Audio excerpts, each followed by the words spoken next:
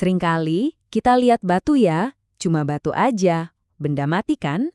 Tapi gimana kalau saya bilang setiap lapisan batu itu sebenarnya adalah halaman dari buku sejarah bumi, penuh dengan petunjuk yang kalau kita bisa baca, punya aplikasi yang praktis banget di dunia nyata.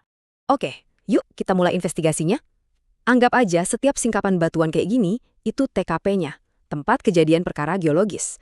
Nah, tugas kita sekarang jadi detektif. Dan barang bukti utamanya? Ya, jejak-jejak yang kejebak di dalam batuan itu sendiri. Tapi sebelum kita pecahin kasusnya, kita harus kenalan dulu nih sama bahasa dan alat yang dipakai para detektif geologi ini. Ini dasarnya nih. Nah, alat utama kita ini namanya struktur sedimen. Dan ini bukan sekedar bentuk-bentuk acak loh. Ini tuh semacam arsitektur batuan yang isinya rekaman super detail tentang kondisi jutaan tahun yang lalu. Penting banget nih, jangan sampai ketukar sama tekstur.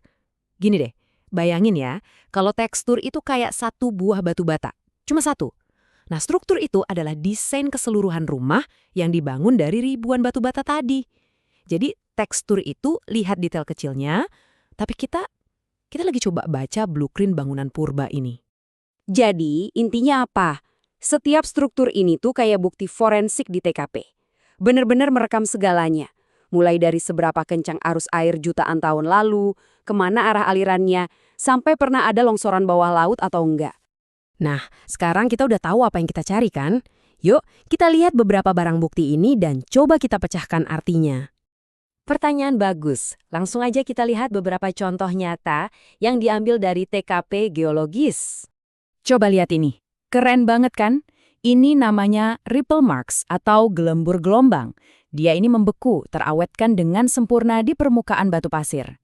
Ini bukan cuma hiasan alami ya, ini adalah data mentah. Lihat deh bentuknya, asimetris kan? Ada satu sisi yang landai, terus sisi lainnya lebih curam. Nah, dari sini aja kita bisa tahu dengan pasti kemana arah arus sungai atau laut purba dulu mengalir. Ini benar-benar kayak kompas dari masa lalu. Oke, lanjut ke bukti berikutnya. Kita punya polar retakan yang khas ini, namanya mud cracks. Kelihatan persis kayak tanah lumpur yang kering terus pecah-pecah kan? Ya, karena memang artinya persis seperti itu. Ini bukti kuat kalau area ini dulunya basah, mungkin danau atau dataran banjir, terus mengering kena panas matahari. Dari sini kita jadi tahu soal iklim dan perubahan level air di masa lalu. Nah, sekarang kita lihat yang lebih dramatis. Perhatiin deh bentuknya, kayak ada yang ngeruk dasar laut pakai sendok raksasa. Ini namanya flood casts. Jelas, bentuk kayak gini nggak mungkin dibikin sama aliran air yang tenang. Oh nggak, ini adalah jejak dari sebuah kejadian dahsyat yang singkat. Mungkin longsoran bawah laut atau arus turbidit super kencang yang nyapu dasar laut. Terakhir, di seri bukti kita, lihat deh bentuk aneh kayak umbi di dasar lapisan ini. Namanya cloud casts. Ini kejadiannya gimana? Jadi, bayangin ada lapisan pasir yang berat tiba-tiba diendapkan di atas lumpur yang masih basah dan lembek. Apa yang terjadi? Ya pasirnya amblas sedikit ke dalam lumpur, bikin pola kayak gini. Ini adalah tanda kalau kondisi saat itu nggak stabil. Oke, kita udah ngumpulin beberapa bukti satu persatu nih. Tapi, detektif yang jago kan nggak berhenti di situ ya kan?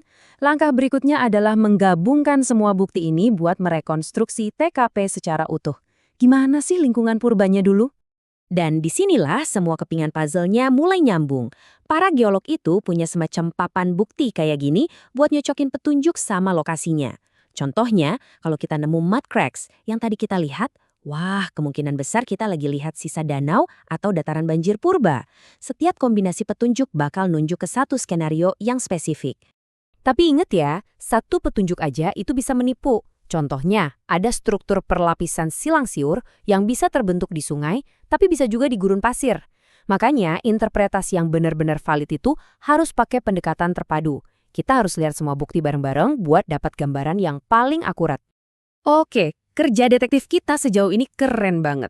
Tapi mungkin kamu sekarang nanya, so what? Terus kenapa? Kenapa repot-repot mecahin misteri purba kayak gini? Nah, disinilah semuanya jadi relevan banget sama dunia kita sekarang. Jawabannya ada pada gimana kita bisa pakai semua ilmu ini untuk geologi terapan. Sesuatu yang dampaknya langsung ke sumber daya yang kita pakai sehari-hari. Ini dia, beberapa contoh aplikasinya. Pertama, petunjuk-petunjuk ini bisa bantu kita nentuin mana arah atas. Mungkin kedengarannya sepele ya, Tapi coba bayangin, kalau lapisan batuan itu udah kelipet-lipet, bahkan kebalik gara-gara tenaga tektonik. Tahu mana atas mana bawah jadi krusial banget. Nah yang kedua, dan ini penting banget buat industri sumber daya, dengan ngenalin pola struktur ini, seorang geolog bisa nyambungin lapisan batuan yang isinya minyak, gas atau air dari satu sumur bor ke sumur bor lain yang jaraknya bisa berkilo-kilometer. Mereka itu ibaratnya lagi bikin peta harta karun di bawah tanah. Jadi, intinya begini, dengan kita ngerti gimana caranya pasir diendapkan di sungai purba jutaan tahun yang lalu, kita jadi bisa prediksi di mana kita bisa nemuin cadangan minyak, gas, atau bahkan air tanah yang kejebak di dalam batu pasir yang sama hari ini. Keren kan? Pada akhirnya, ini semua tuh lebih dari sekedar pola-pola cantik di batu.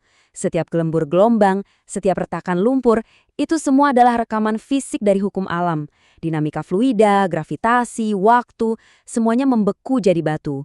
Jadi saksi bisu sejarah bumi.